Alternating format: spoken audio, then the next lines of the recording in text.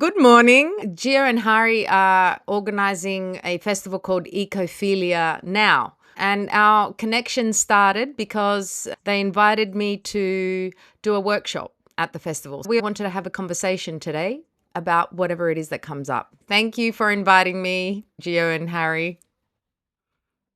Thank you very much, Tina, for accepting our invitation and giving us the opportunity to talk. Yes, nice to have you here actually with us. We want to talk things about the festival and then we can start with Tina basically because we want to know more about her and her work. Definitely. With Harry, we were thinking like, what is a very, very urgent thing nowadays? It's climate, is our connection with Earth, our connection with how we can have a sustainable living way of living. And so we organized this festival. We did it for the first time last year. It's called ECOPHILIA Now. And we define ecophilia as the general love for the planet, for nature, for the environment, and for Earth as a place where all life forms can coexist in some harmony. But there are so many challenges we face nowadays because most of us now we live in an urban environment also. So, how do we find nature here? How do we connect?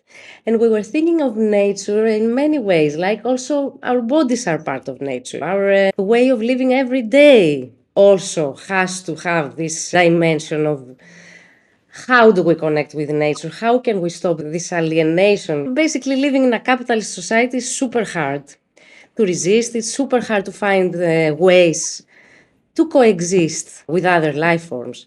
Also, with this festival, we wanted to connect art and science and knowledge because so many times we face this challenge of the climate crisis and all. It seems something huge, something you cannot really handle alone. And it's also super scary. And the first thing it triggers is basically denial like, it doesn't exist, it's okay, let's forget about it, which is also a huge problem. So this is why we were thinking with Harry that we need to do something to connect people with their own thinking, with their own collectives. All this is happening through art, of course. Our tool and our vehicle is art in a wider term, how we can actually use it as a way of communicating, of doing, of making, of thinking. Okay. And before, because it's a huge thing, so we said, okay, how we can actually make it more manageable somehow more, so we can grasp something and we can do something actually. Anyway, this is a little bit about the festival, and this year we want to invite Tina in the festival and be there with us. And also, we are very much interested in finding out more about her work because we are publishing a little journal alongside the festival called Perform Ecophilia. Hopefully, we will have the issue by when the festival is happening. Let's see. So, some of the discussion is going to be in the journal.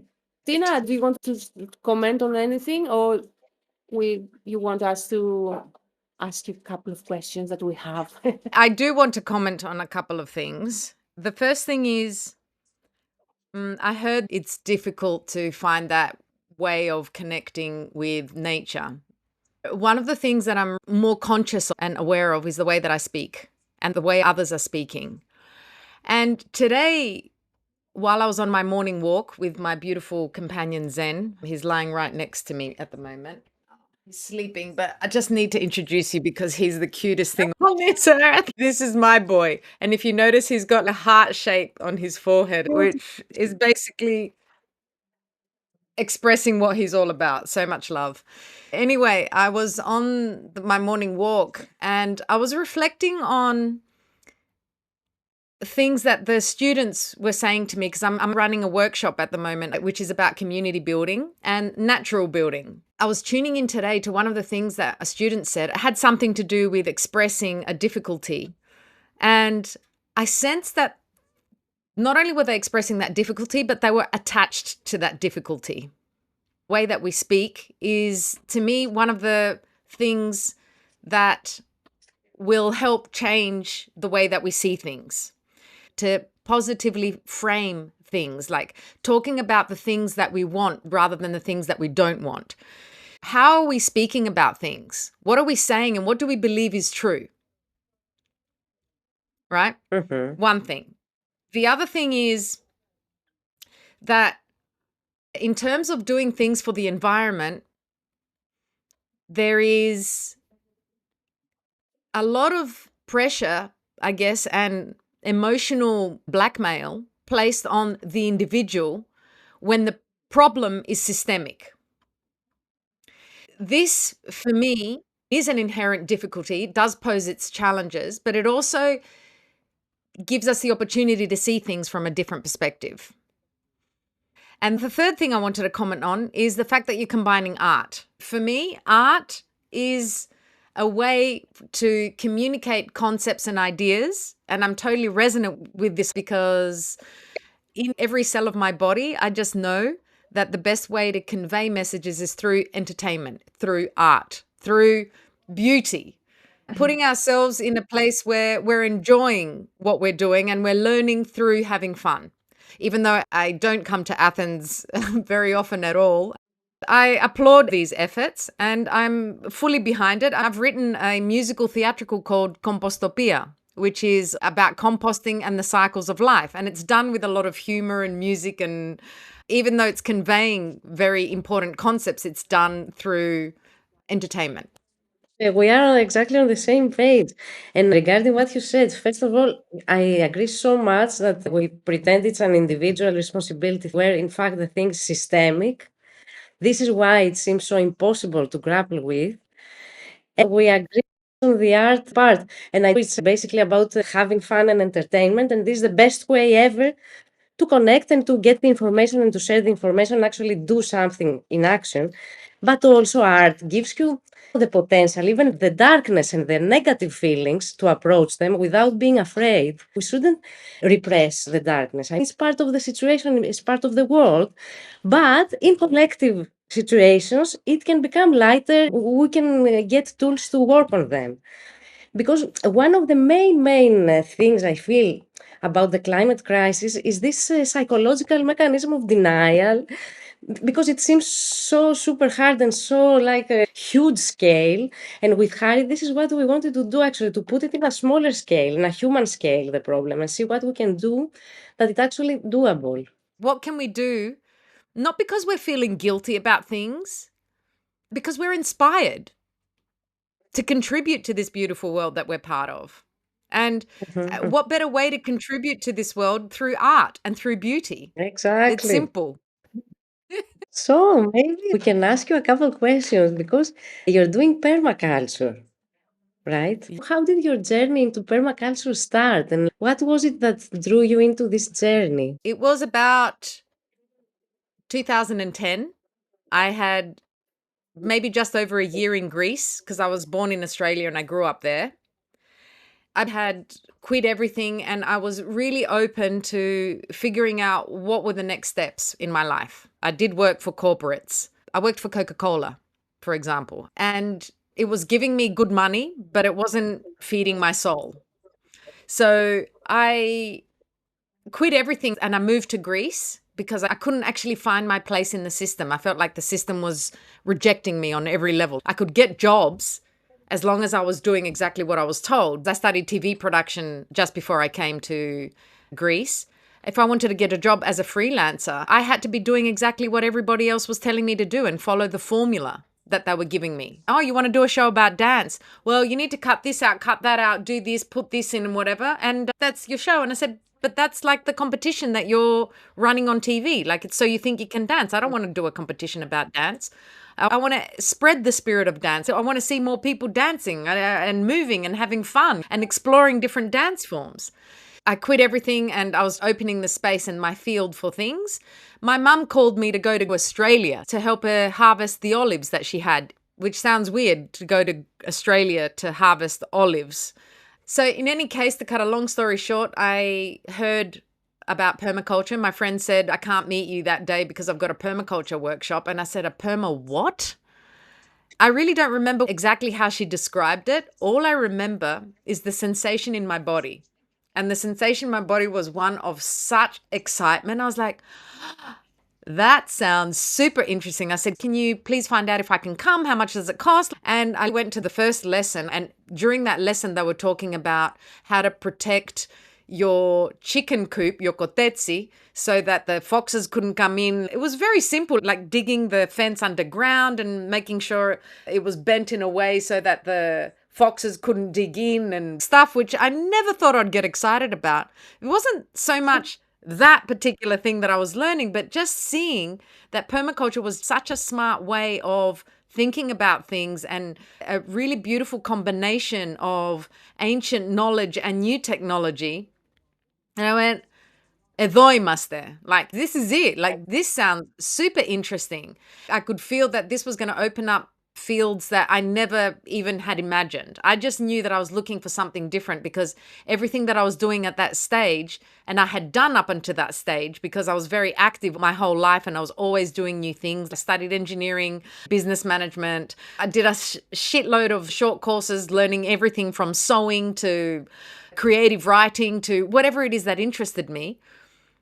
But it wasn't enough to give me something tangible. And I knew at that stage that I was very good at spreading concepts and teaching, basically, or facilitating this knowledge to come into our field of existence.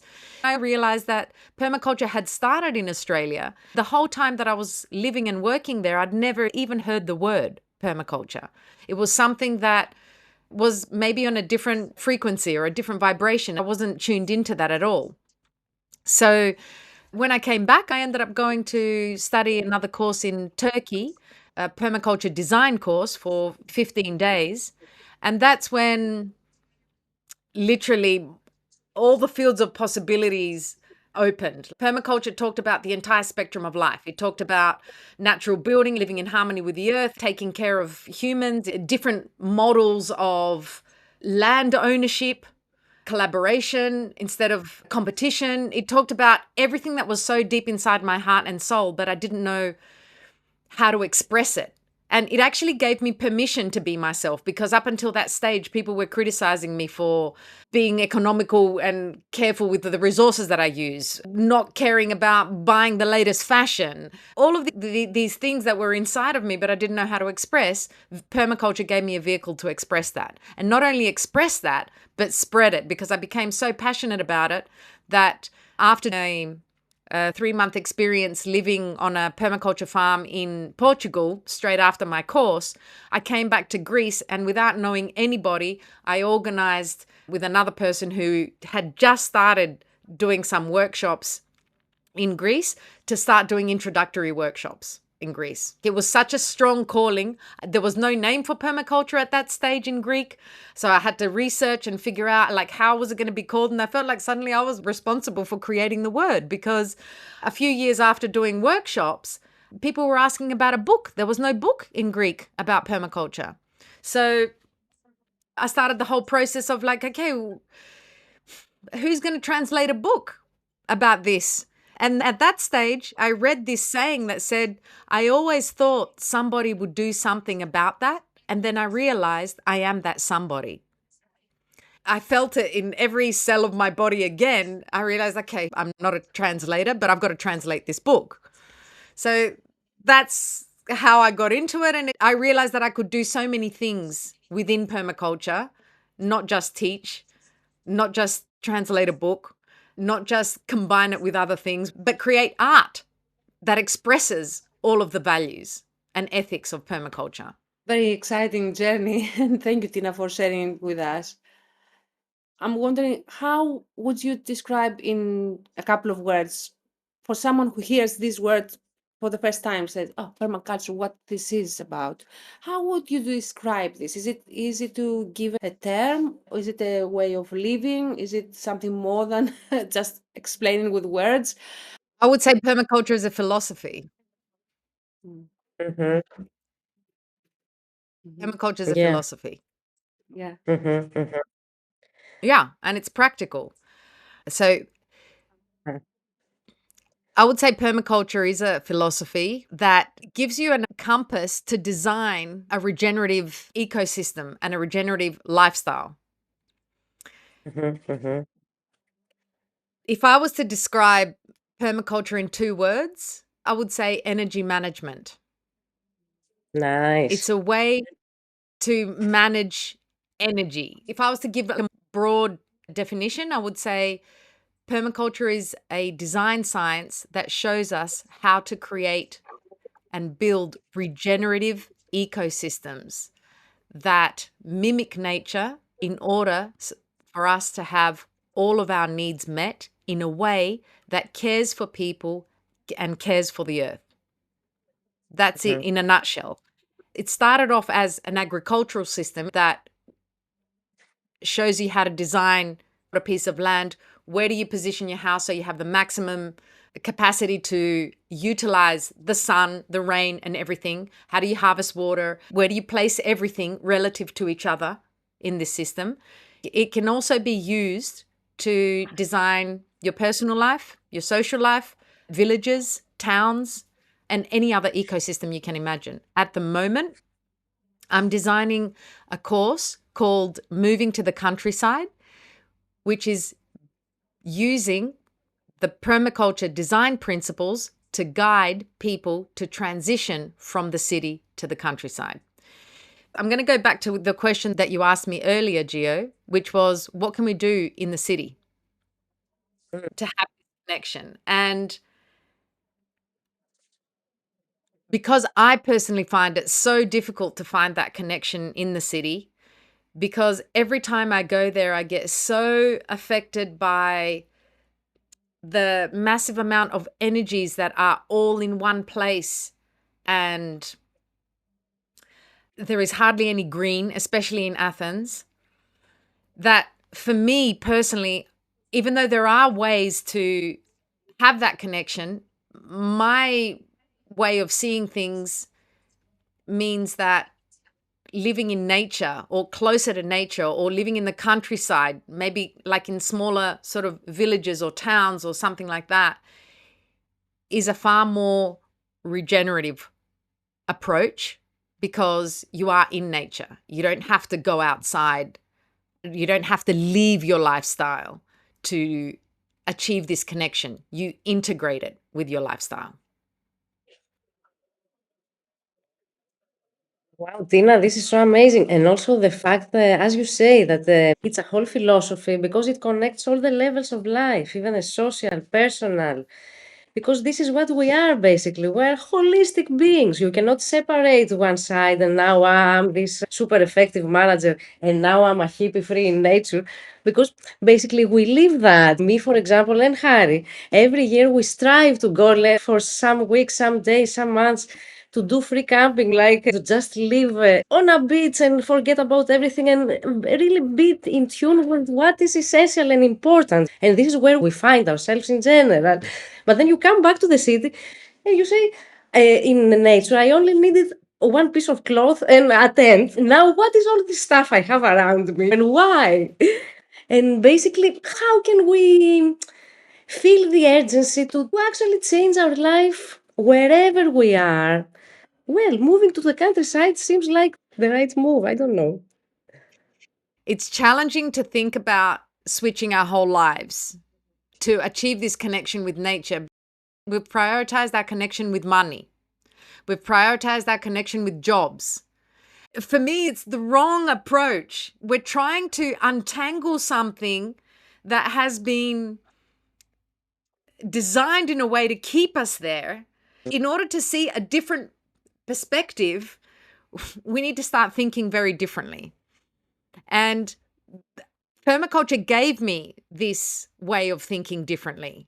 I was already thinking that way, but I hadn't fully expressed it. And now that I had a deep dive into permaculture, like I've been diving into it from different aspects for the last 15 years. And the more I get into it, the more it unfolds and the more I see. So this is regenerative in itself. Whereas I find that if I'm in an urban environment, I just have to try very hard to find different ways to connect with myself and with the things that are important and to really figure out what is it that I'm actually truly thinking and feeling. Whereas here, I'm in the quiet and I go for a walk with my dog every morning and every afternoon if it's not raining, or even if it is sometimes. And I have space to think. And not only to think, I'm fine tuning. Like I'm tuning into like really fine details and emotions that I wasn't even aware of before because there's so much noise in the city. And because of that, I've realized that for me, and I'll say for me, I can't say it's for everybody. Some people might agree, some people might not. And if they don't agree, I would be tempted to challenge, why don't you agree? The most important job that we have is to understand who we are, to be the best version of ourselves that we can be. What does that mean exactly? How can we do that? I want to be in the best state mentally. I want to be in the best state physically. I am in a much better physical condition and mental condition now than what I was 25 years ago. Mm. I understand more about myself. I understand what's important. And when you understand what's important, you stop telling lies to yourself. This is talking about personal responsibility, response-ability, and truth. And I'm going to repeat one of the things that I said there because it was so critical and such a turning point in my life. And I can see how it applies on every level of our existence, the importance of speaking our truth. I was at a speech of Manos Danesis, the Greek astrophysicist. I think it was in 2018. I was trying to find ways of getting people to see a different perspective. I was running a blog called kanguro.gr. I realized how important it is to see things from a different perspective because that's the only way to change our reality. My mantra then was, δες το αλλιώς, change your view.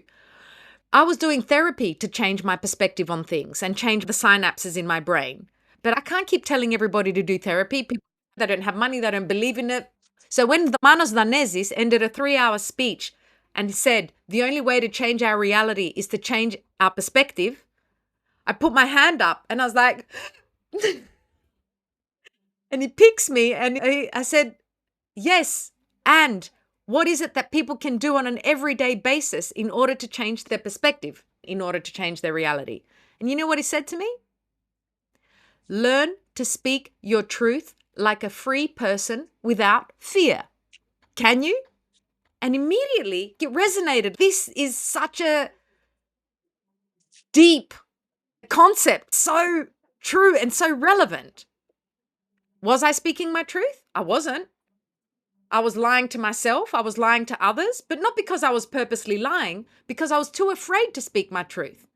Because I had been rejected so many times. I was too loud. I was too enthusiastic. I was too forward thinking. I'm getting back to this thing of living in the city. Are we speaking our truth when we say, είμαι παιδί της πόλης? Or are we just excusing our existence? To explain in English, I'm a city person. Is that your truth, which is coming from love for yourself? Or is it coming from fear? From something that you're too afraid to admit to yourself because that would mean you'd have to make changes to your lifestyle. Sometimes when we want to get into the process of making a change, we start getting scared that it's too painful to make that change. And I reached a stage where it was more painful to remain in the condition that I was in than it was to make the change. And this is going back to your question before, Geo. What is it that's going to make us make this change? We're just going to have to get into a lot of pain. We're going to start feeling a lot of pain in order to make that change. Unfortunately, or fortunately, this is the way that we've been conditioned to act and behave. It has to hurt. It has to reach a stage when we're going to be opening our fridge door and we're not going to have anything in there and we're not going to know how we're going to refill our fridge with the food that we need to eat, because we have lost complete contact with our ability to, I won't even say cultivate, but to access the food that is in abundance in our forests, in nature. I go out for a walk and I come back with bags, fruit, horta, greens, herbs, my teas, everything I get from just a walk around. I know I've talked a lot, but I'm just taking you on a journey of understanding what's necessary in order to reach the stage where you can really confront your truth and realize what is most important in your life. Is it this connection with earth and art? And if so, where is it coming from? Or is it our connection with ourselves that starts this whole process and changes the way that we see things? It gives us more courage. I admire that you did it, and I admire you for making this big change. And as you said, we may all have the potential to make this change, but it's not easy. I just want to underline that, to highlight this. It's scary, it's too risky, it's the unknown. You have to trust yourself, you have to trust nature, you have to trust the system that is going to give you hospitality, you're going to make it your home. For me, it sounds like it needs some kind of process, intellectual process in your soul in order to reach to that point where you arrived, Tina. Of course, it takes just a moment to make the decision, but I think in order to arrive to that point is a journey of knowing who you are, where you belong, what is these things around you, what are the buildings, what is the tree, what does this mean, what the soil means, what the food means. It needs some kind of process, I feel, internal process. Some people like you can arrive to a nice moment where they say, okay, this is it, and I'm going to make it work. I just wanted to underline basically that it might sound quite difficult for some people. This is what I'm saying, because you have the city, okay, you have your comfort, you may have, okay, your little plants out in the balcony. You say, okay, I have some plants, contribute to the oxygen, whatever, to have some more. We say in Greek, pneumones of prasinu, like lungs from green, whatever. So you feel, okay, I'm buying this organic food, and usually this costs quite a lot of money. But anyway, you try to do like little things that you think are enough. But actually, I'm not sure if this is enough. These are good to do, but sometimes it feels like you need to do some more, to act more drastically. And you're the best example of doing something that, okay, let's really go to what's my truth, what do I believe, and how can I make this work, and how can I actually reconnect with things in the gist of it, not let's have this recycled paper rather than this. Okay, this is good as well. I don't know. I'm just saying. And I just want to ask you if you have any examples or any stories to say about, because you have worked in Australia, you have worked in other places in Europe, in Portugal, I think you mentioned. Um, if we want to define some challenges in Greece, some problems that we have here, what would you say that might be different from the other countries? How did you find the things when you arrived here? Now that you have been here for more than 10 years, if I understood well. So how do you find working and dealing with all this and the bureaucracy and the system? And you moved to the countryside in Greece as well. So I'm wondering, how did you find the Greek environment? There's a lot of questions in there. First of all, I've been in Greece for 17 years. I came the 3rd of December 2008, 3 days before the riots started. Do you remember what happened Okay. in the 6th of December? And the decision to come to Greece wasn't a mental one. It was a heart decision. I grew up speaking Greek. I lived in Greece when I was a kid for 6 years. We came because my younger sister had some health issues and she ended up having an operation in the UK. Incidentally, she passed away 2 years ago in Australia. Decision in Latin means cut off. Once you make a decision about something, You cut off every other option and you focus on that and you focus on making it happen. So coming to Greece and having to deal with the bureaucracy, because it was a head fuck, the way the system works, the first thing I wanted to do was get in and change the system and organize everything, because that's what I am. I'm an organizer of information, of processes, of everything like that. But then I realized that I need to focus my energy. And I didn't understand energy management then. And because I have a lot of energy, which is very difficult for people to deal with, my level of energy, I was thinking about it the other day, like, what is it about someone who's got a lot of energy and passion about life and doing things that makes others feel so uncomfortable? There are people who love me and there are people who can't frickin' stand me. And it depends on what stage of their life they're at, right? So if someone's happy to be in their misery, they're going to find me very confronting. But if there are people who want to look at things differently or get things done, then they know I'm the person that they can talk to about that. So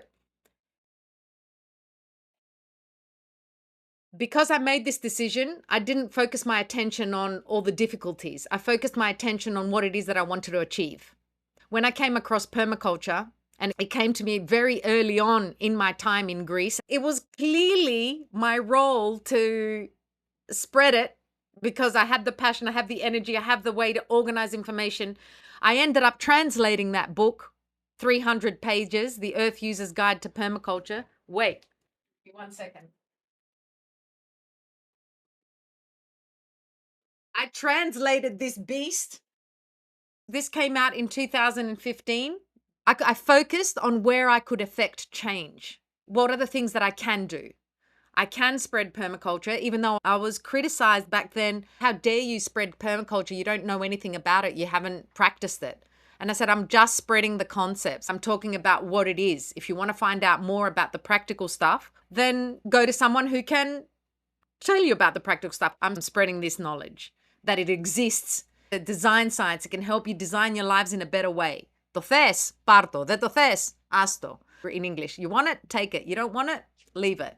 People would come to my workshops and go, oh, this can't be applied in Greece. And literally by that stage, I was fed up to hear. And I was like, if you don't believe it can be done in Greece, what are you doing here?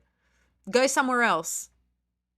I don't have tolerance for this. And that's the other thing I realized when I was spreading this.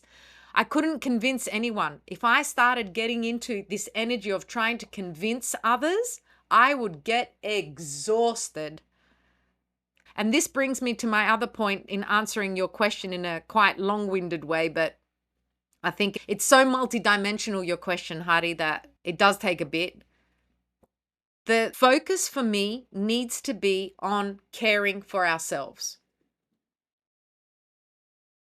So when we're in that mode of I'm caring for myself, and this is not a selfish act, this is a necessary precondition to making the changes that we need to make in the world. Because if I'm caring for myself, that means I've got enough energy to care for others and spread this message. If I don't, then I'm dead, which I did reach that stage. And when I first started spreading it, people started calling me everywhere. I wasn't getting paid for it. I was just doing introductory seminars because I was so passionate about it, but I wasn't earning an income. And then I found myself burnt out and I had no money to go see a homeopath or an acupuncturist, something. And I didn't have money to do that. And I went, this is not regenerative. This is not what permaculture is about. Permaculture is about how can we regenerate ourselves and the earth. The 3 ethics of permaculture are earth care, people care, and fair share. How do we care for the earth? How do we care for people? And how do we share the surplus so that we can regenerate both people and the earth? Because if we're not giving back, we can't regenerate anything. So my way of giving back is having these conversations and recording them so that we can amplify our impact. It's translating this book. It's running workshops with 35 people like we are now, running a big workshop called Co-Creating Community Gardens. My part is all about how do we build community? what is it that strengthens our bonds? Because I realized that permaculture in itself wasn't enough. All the communities and all the projects were failing. Why? People didn't know how to collaborate. They didn't know how to communicate. So I went and studied nonviolent communication, which I call compassionate communication. I went and studied collaboration, collective decision making, which is sociocracy. How do we take decisions together? How do we create a community? What is this community spirit about? How can we collaborate with others? It's a very multidimensional concept, this whole thing, and the decision to come here and where it comes from and why we make certain decisions and what are the priorities that we have. Now, I can't even now remember the original question, but Hari, tell me if I've answered your question. Definitely. Whatever you say clicks both with Geo and me. We're like, yes, yes, we are nodding, you know. Everything, everything. And about being too much and about having too much energy, you know. We have lived it because, okay, if you are passionate, you can be too much. There's also a feminist viewpoint into this, because men are allowed more to be bossy and decisive. But if we are clear and passionate, we might as well be hysterical. Which, okay, it's an extra thing to fight, you know. Okay, but I'm glad we are here together and sharing all this stuff. I especially loved your mention about energy management. I feel completely in tune with this and in my thinking and in my life, you know. So many times I feel like I'm at the point of an energy situation, and I'm like, where I am physically, where I speak, also, even in the virtual sphere, is always important. And also, I love what you said about the non-violent communication, because this is also something we are working on with Hari. And in this version of our festival, we were planning to do this repeating formats where there's a table, we all sit around and we are sharing like an intimate ritual, and it's about how can we communicate with people that come from different perspectives and environments. It's basically a social experiment repeating itself, but in a more spiritual way. It doesn't have this, I want to show myself, sing a nice song or say a nice poem. It's all about connecting all the voices. How can we all resonate together? This is our question. This is our goal in art. We're doing art basically. I'm so glad we found you, Tina. This is really cathartic, the fact that we're speaking like that now. Yeah.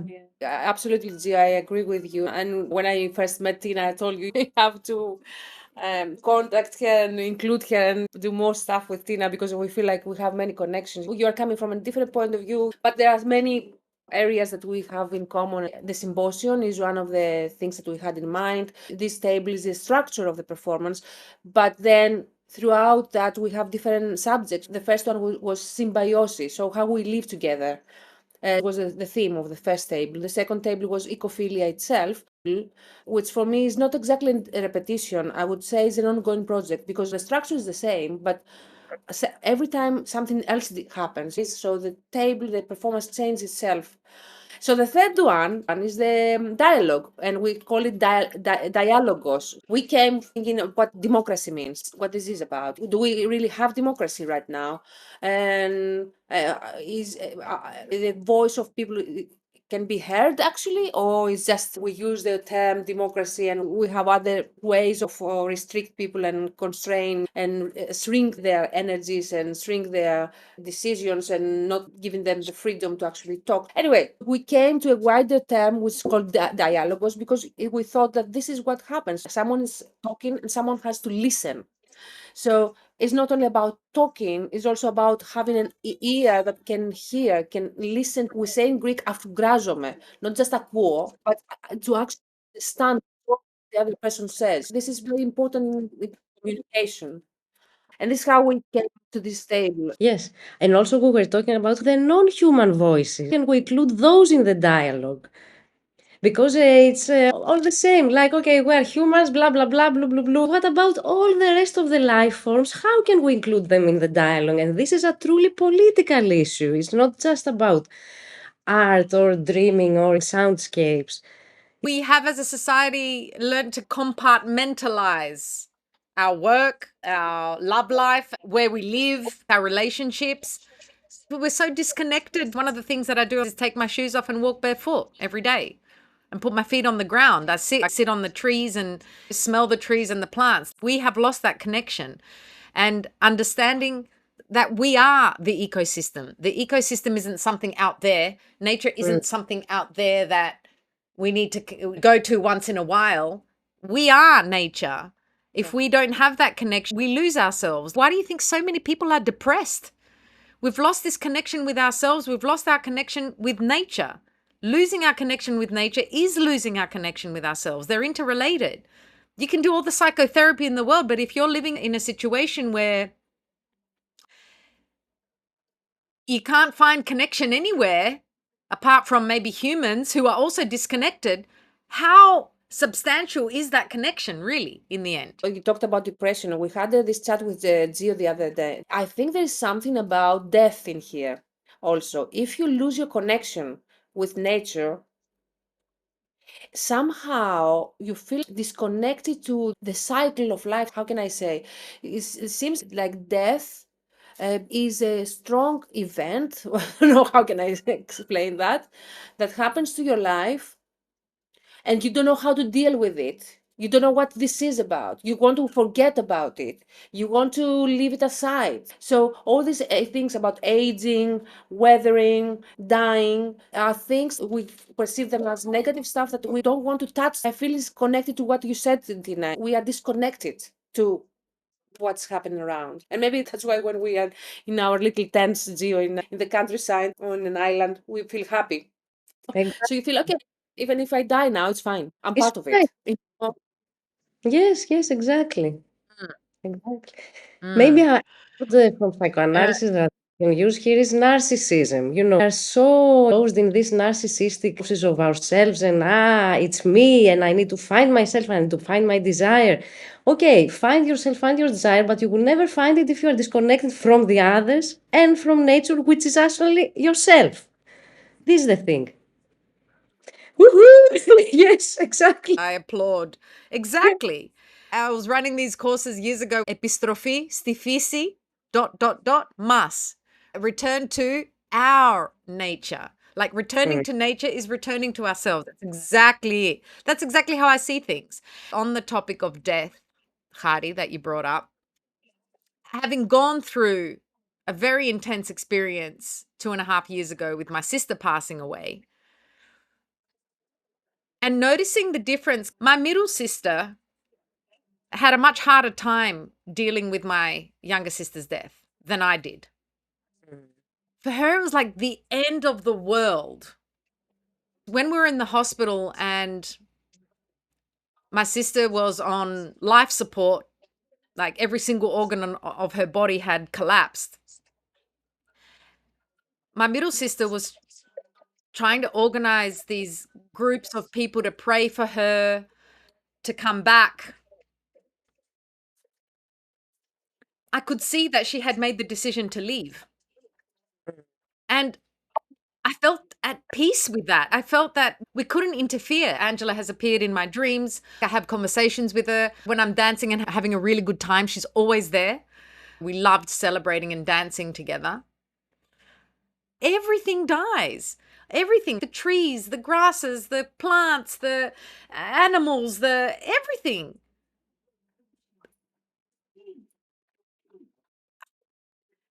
To me, it just felt like such a natural part, and I was so okay with just letting her go. I was writing my sister's eulogy before she passed, while she was still in hospital. I knew she had made that decision to leave. And it was okay. And all I was doing in that eulogy was celebrating her life and what a beautiful person she was in this incarnation.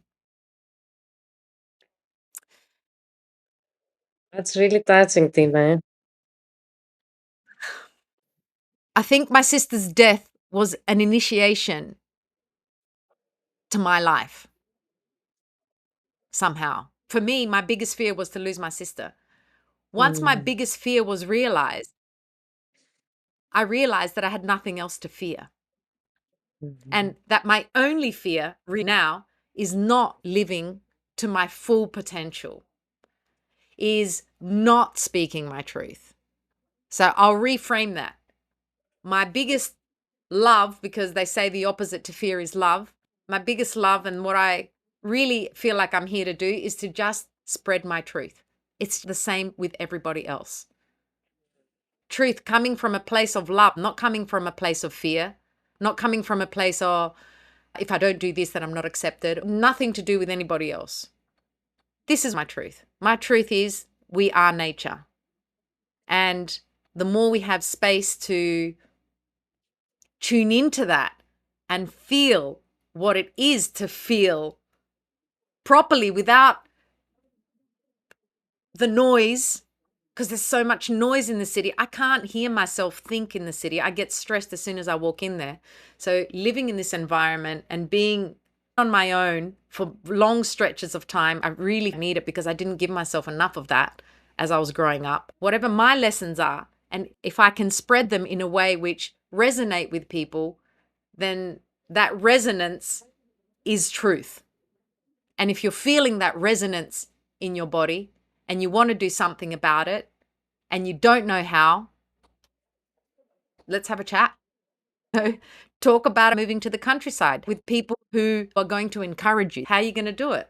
Find people who are already there doing it. Go and stay with them for a little while. See what their lifestyle is like. See whether you like it. But only speak to people who are going to encourage you to do this. And this goes with anything. Whatever you want to do, you don't have to speak about it with the whole world, which is what I was doing, trying to find somebody who would understand where I'm coming from so that I could feel validated and worthy in this world. Speak your truth and people will come. It's simple. But we haven't learnt how to do that. So that's why it seems so difficult.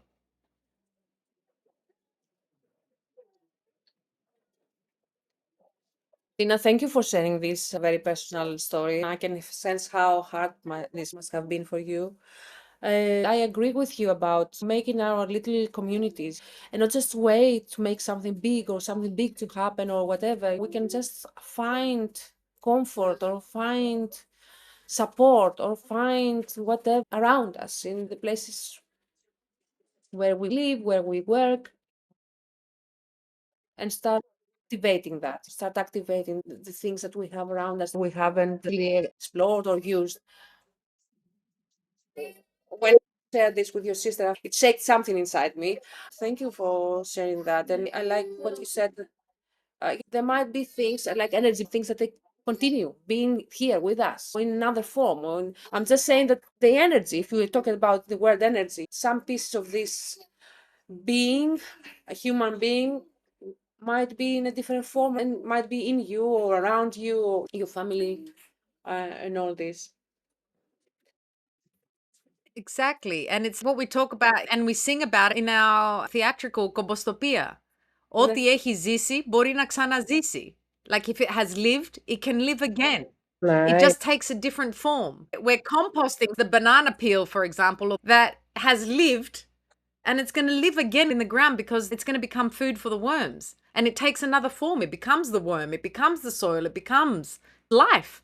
This is life. Once we're okay with that, then the process of death doesn't seem so daunting. We live in a society where we mourn and we cry. My sister asked for a party. I had to dance at my sister's funeral.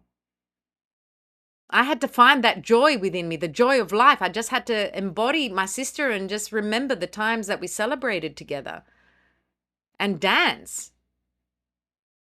They celebrate it in other cultures. And when someone's suffering, my wish for them is to pass on. Why stay in this when you're feeling like this? We're also living in a society that tries to keep the older people alive when they're ready to go with medications. We say it's bad for us to interfere with someone dying, like euthanasia, but it's okay to keep them alive with medication. Have we ever wondered why? Isn't it the same thing? We're still interfering. Why is one okay and the other is not? Because the other one's making the system money. This critical thinking is not something that we are taught at school. And this is something that I'm very passionate about. Questioning. Just question. I just grew up questioning everything. And once you start questioning, you start coming to some truths.